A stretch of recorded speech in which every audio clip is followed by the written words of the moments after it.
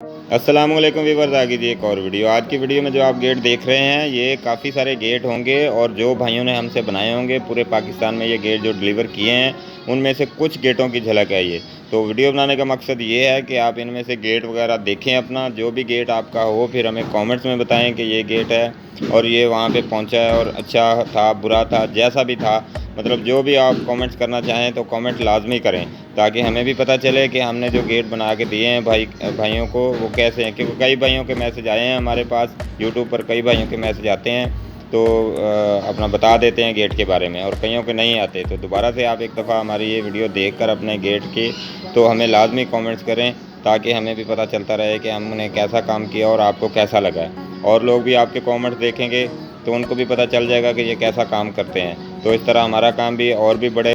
अपना बता देते हैं कि हमें कैसा लगा आपके साथ काम करके। तो हमें बहुत ही अच्छा रिस्पांस मिला है, जितने भी भाइयों के गेट बनाए हैं बहुत ही अच्छा रिस्पांस मिला है। क्योंकि बहुत ही कम हम लेते हैं एडवांस, मतलब 10,000 20,000 तक एडवांस लेते हैं। अगर 1 लाख 1.5 लाख का गेट हो 10-20 हज़ार एडवांस लेके फिर बना के उधर डिलीवर कर देते हैं। डिलीवर करने के बाद भाई हमें पैसे देते हैं, पेमेंट देते हैं।